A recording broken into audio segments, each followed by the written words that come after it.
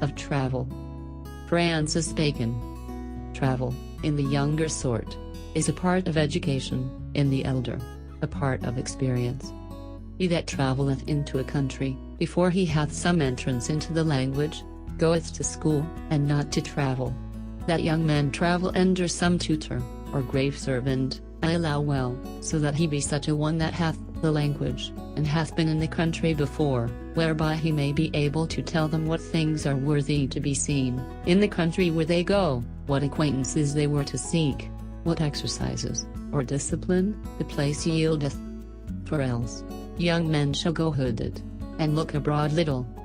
It is a strange thing, that in sea voyages, where there is nothing to be seen, but sky and sea, men should make diaries, but in land travel, wherein so much is to be observed, for the most part they omit it, as if chance were fitter to be registered, than observation. Let diaries, therefore, be brought in use.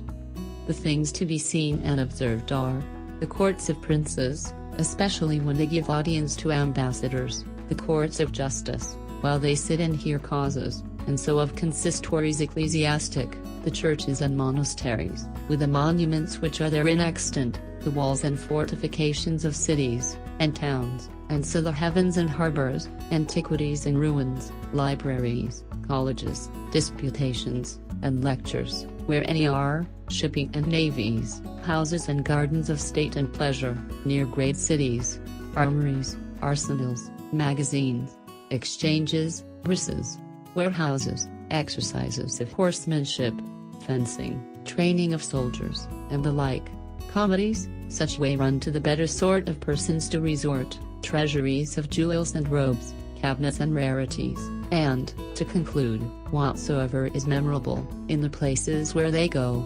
After all which, the tutors, or servants, ought to make diligent inquiry.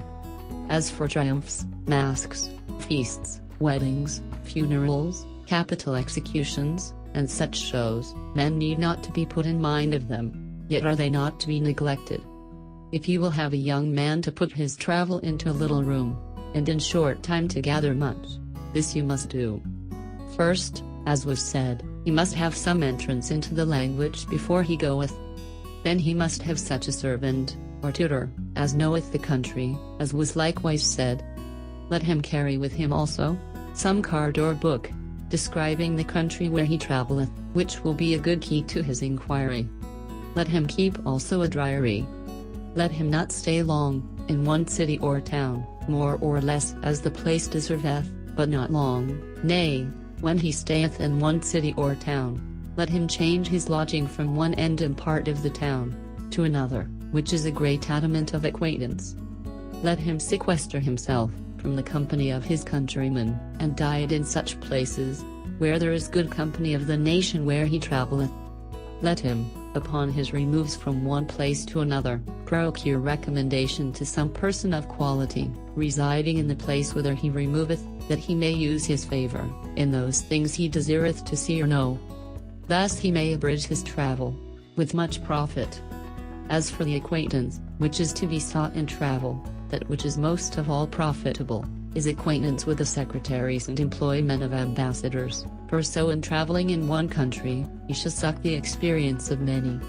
Let him also see, and visit, eminent persons in all kinds, which are of great name abroad, that he may be able to tell, how the life agreeth with the fame. For quarrels, they are with care and discretion to be avoided. They are commonly for mistresses, healths, place, and words. And let man beware, how he keepeth company with choleric and quarrelsome persons, for they will engage him into their own quarrels.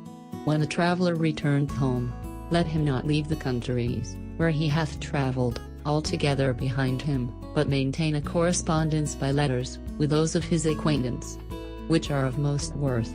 And let his travel appear rather in his discourse, than his apparel or gesture, and in his discourse, let him be rather advised in his answers, than forward to tell stories, and let it appear that he doth not change his country manners, for those of foreign parts, but only prick in some flowers, of that he hath learned abroad, into the customs of his own country.